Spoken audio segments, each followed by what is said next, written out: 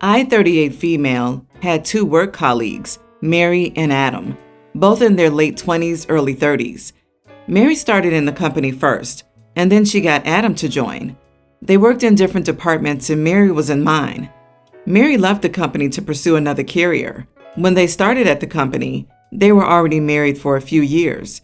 Now, Mary is the kindest and loveliest person I've ever met. She was always polite, helpful, and would cheer anyone up.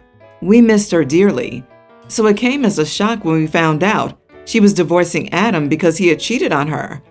I have called her to express how sorry I am that this happened to her, and we've been talking almost daily ever since. I was impressed how well Mary holds herself in such a situation.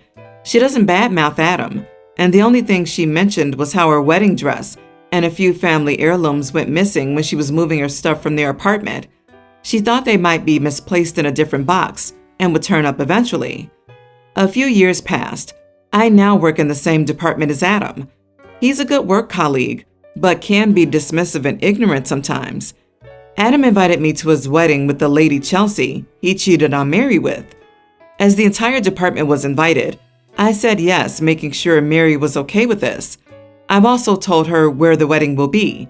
It's not too far from where she lives, and we could go for some drinks after if she wanted to. On the day of Adam's wedding, I have noticed that Chelsea was wearing a similar dress that Mary wore in the photos of her and Adam's wedding years ago. So without thinking, I've snapped a picture and sent it to Mary with the caption saying, "Doesn't this dress look familiar?" Mary saw the message, but she didn't respond. And about an hour later, the police showed up at the venue. I need to add, the police in our country are ruthless, and any theft is considered a criminal matter for the police to deal with. Police have asked Chelsea to take the dress and all the jewelry off. Chelsea refused and started arguing with them, and then Adam joined in. As they were rude to the police, they were taken to the police station. Everyone at the wedding had to leave. I have tried to call Mary, but she wouldn't pick up the phone. As we found out later, Chelsea was wearing Mary's wedding dress and her heirlooms. Mary spotted them on her in a picture I sent to her and called the police. Apparently, she has previously asked Adam if he had them, and he declined, saying he never saw them. So after she saw the picture, she knew he was lying and stole them. Chelsea had to leave the wedding dress and jewelry at the police station and go home wearing her underwear and Adam's jacket after they were bailed out. Yesterday, Adam returned to the office and went utterly mental at me, blaming me for sending a picture to Mary and ruining his wedding. He also called me an idiot for what I did. So, Adam cheated on his wife, stole her wedding dress and heirloom jewelry, and then passed them on to his new fiancée, who may or may not have known. All you did was alert the ex-wife. You didn't call the cops. She did because she knew the background of him stealing from her and lying about it. I think it's pretty clear that Adam's the idiot, and possibly the police for the very brutal way they handled this. You are not the idiot, OP. I can't believe he would give his ex's wedding dress and family jewelry to his new wife to wear at their wedding. I wonder if the new wife was told where he got them.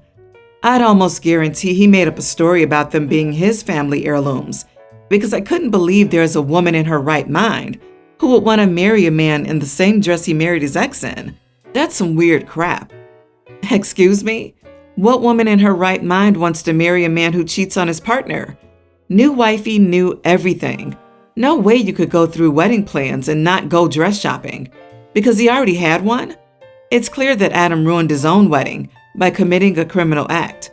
Telling a theft victim you found their stolen goods is always the right thing to do. I'm so glad you did the right thing and didn't just keep quiet so as not to rock the boat. Crime and injustice should be dealt with, not ignored. The fact that she wore the dress and jewelry kills me. Like stealing the dress wasn't enough. Adam sounds like a psycho for doing this. It looks like he wanted to get back at his ex or something by having his new bride wearing things precious to her. So, not the idiot, OP. You are friends with her. The dress seemed familiar, and you didn't know she would take it as far as calling the police. In the end, not so much the dress. Who cares after the marriage ends? But her heirloom jewelry is another story, and she deserves to have it back. My 46 female, twin daughters 21, Tori and Tammy, are both in college, and they're planning to make a 2-week trip to Italy. I am paying for everything as a birthday gift. My best friend Diane has a daughter, 18, Lori, and she's been worried because Lori has no friends. My daughters and Lori used to be closer when they were little, but drew apart when they became teenagers. Diane asked me if my daughters could try to include Lori in their social lives so she isn't lonely all the time. I called Tammy about this, and she felt bad about Lori, so she's been talking more to her since. They invited Lori to their dorm one time and went out with her several times. I thought the next step was to invite Lori to Italy, but first I talked with Diane about it, and she agreed. She said that Lori has been happier since she started seeing my daughters again. Diane said that if my daughters agreed, she would pay for Lori to go to Italy with them. But when I talked to them, they were not happy with the idea. They say that Lori's too childish and would prevent them from having more adult fun in Italy. I think they're being really selfish and mean. Also ungrateful to me, considering I am paying for everything. We've been arguing and I more or less said that Lori's going with them, even if they don't want it. Am I the idiot? You are the idiot. Your daughters are grown-up ladies. You shouldn't be making playdates for them anymore. They might enjoy Lori's company for dinner or an outing, but they don't want to spend 2 weeks with her. You're giving a gift with strings attached, which is not a nice thing to do. You are the idiot. Your daughters have already done Lori a kindness by rekindling a friendship, inviting her over, and hanging out. That doesn't mean Lori now gets to be included in every single thing they do. It's normal and healthy to have boundaries in a friendship. Also, a 2-week international vacation is something you do with your absolute best friends in the whole world, or your literal twin in this case, not the girl you feel somewhat bad for because she doesn't have any friends and your mom asked you to be nice. Heck, it's a no-win even if you do end up forcing Lori to go to Italy with Tori and Tammy. Lori isn't stupid. She'll realize she isn't wanted there. All forcing her to go will do is breed more resentment. Tori and Tammy versus Lori for her intruding on what should have been a sister's trip, and Lori versus Tori and Tammy for not wanting her there. This is a very expensive playdate that nobody wants to be a part of. I, 27 female, am married to a man, 34. Together we have 2 children, his daughter, tween, and a son we share, young child. We've been married for 6 years. We have the older girl on a 50-50 schedule. The way it works out, she's at our house typically 3 to 4 nights a week, and then her mother's house the same amount of time. A big area of conflict between my husband and I is that he feels he doesn't get enough time with his child. We fight about it all the time, and I'm not sure how to help him with this. He has been divorced for 10 years, and the custody schedule he has had been in place since long before I came into the picture. Years. Recently, he has been working only part-time, so he's off 100% of the time she's here, even if she's at school. And I took a second job to work the logistics financially because I wanted to help him with this. Our day-to-day schedule looks a lot like I get up with the kids and get them off to school, then I go to work. Since hubby has to be at work at 5 a.m. the days he works, I let him sleep in when he's off. The kids do aftercare after school until I get off from work. I go pick them up around 4:45 p.m. When we get home, hubby will talk to the kids for about 10 to 15 minutes while I walk the dogs. Then my son will watch TV while my stepdaughter and I do her homework. My husband will take this as an opportunity to go to the bathroom. Around 5:30 to 6 p.m., I'll start cooking dinner while my stepdaughter and son play. At this point every day, my husband is still in the bathroom. Around 6:30, I will knock and tell him dinner's on the table. It takes him roughly 15 to 20 minutes to come to eat with us. As soon as dinner's over, he excuses himself back into the bathroom. The kids and I clean the kitchen, then do their baths, etc. Around 8:30, I will knock again for him to come to tuck in our son. Husband and stepdaughter will hang out for about an hour while I do the house chores, and then I'll go walk stepdaughter up to bed, and hubby will take his shower and go to bed himself. I walk the dogs again and then do the same. So the other night, my husband told my stepdaughter she didn't have to go to bed on time, and I pulled him aside and reminded him she had a big test the next day, and past performance has proven she needs adequate rest the night before. After she went to bed, we had another all-out fight over how he feels that it's my fault he never spends time with her. I yelled at him that if he didn't spend hours every night in the bathroom, he would have more time with her while she was awake. Obviously, something else is going on with him, because if he even cared about her, he would make time for her the way I do. He has not spoken to me in 4 days, even though I've tried to say I'm sorry so many times, so I know I really hurt him. I think I may be in the wrong, because I know this is the one thing he's most insecure about, and I threw it into his face in a moment of anger. So, am I the idiot? Not the idiot. You're literally doing absolutely everything for both of the kids. And he eats with you all and hangs out with her for an hour. Does he even spend time with your son? He needs to go to the doctor, since he literally cannot participate in your life. You are a saint to work with this situation for so long without throwing it to his face. Not the idiot.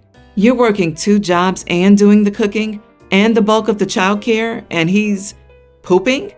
Unless you're putting laxatives in his food, I fail to see how any of this is your fault. Hate to break it to you, but your husband is either having an affair or has an online gambling or another kind of addiction. There's nothing else he's doing in that bathroom. His getting angry is deflecting from his wrongdoing. The angrier he gets, the less you'll question what he's doing. Whatever he is doing, it's absolutely, definitely, 100% shady. Girl, please leave him. You work 2 jobs. You take care of the kids, the house, and the dogs. Clearly, you also can take care of the bills. And he contributes blame, resentment, stress, arguments, and absolutely nothing else. Why are you with him? If he resents you for not spending time with his kid while working only part-time hours and spending all evening in the bathroom, he is gaslighting you and making his issues your fault. That's disgusting. Stop being an idiot to yourself and demand better for yourself. My girlfriend and I came up with the idea of planning a small trip for 5 days nearby. My girlfriend said that it would be me, her, my best friend, and her best friend. I didn't see anything wrong with it at first. However, when I told my best friend that my girlfriend and I were planning a trip like this, and since we're only booking 2 rooms at the hotel, he won't be able to bring his girlfriend because he'll have to share a room with my girlfriend's best friend. Once I voiced that to him, I realized how wrong this whole thing sounded, but I waited for his response. Once I said who was going to be on the trip, he said a simple no and hung up. That no, I knew he was offended because he wouldn't bring his girlfriend. I told my girlfriend it's a bad idea to expect him to exclude his girlfriend and have him share a room with another girl. My girlfriend got mad and decided to confront my best friend. She called him and said that he's being a terrible friend because he always brings his girlfriend around and he refuses to spend time with just us, his friends. My best friend hung up on my girlfriend by simply saying he'd do so because he didn't want to insult her. Then he instantly called me and started berating me and telling me that my girlfriend was ridiculous for expecting him to exclude his girlfriend and for complaining that he always brings his girlfriend around, and then told me to remind my girlfriend that she's a girlfriend as well. She doesn't get to make the rules on who he can bring around or not. I didn't completely disagree with what he said. He had a point, but I was mad he was insulting my girlfriend, and I tried to apologize and claim it's a simple misunderstanding, but he also shouldn't take it too far. Instead, he called me an idiot for not seeing anything wrong with my girlfriend's plans in the first place, and he claimed I'm also an idiot for telling him he's taking it too far, since my girlfriend's the one who started it and is unapologetic about it.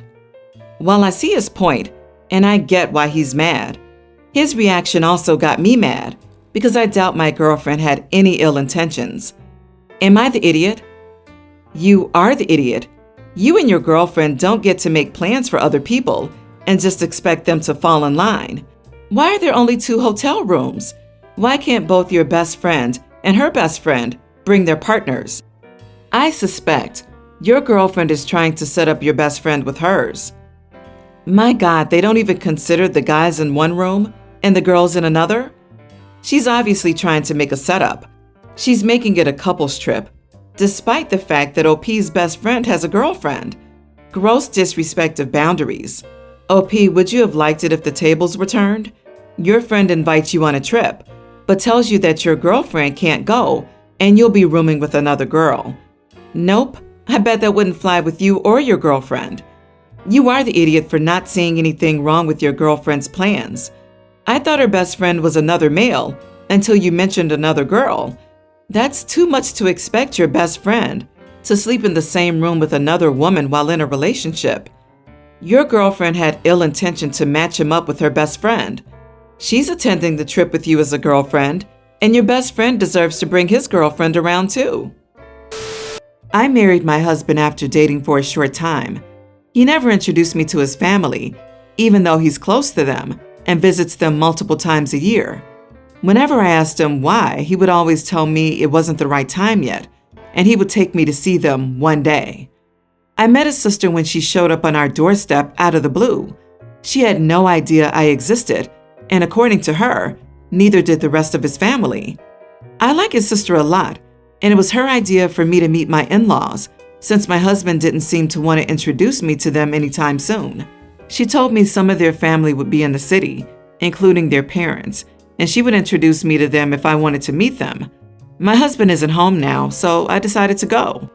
We went to dinner and it was awkward, but they were very nice. They were upset my husband hadn't told them he was married, and because we hadn't invited them to the wedding, but they said they didn't blame me for it.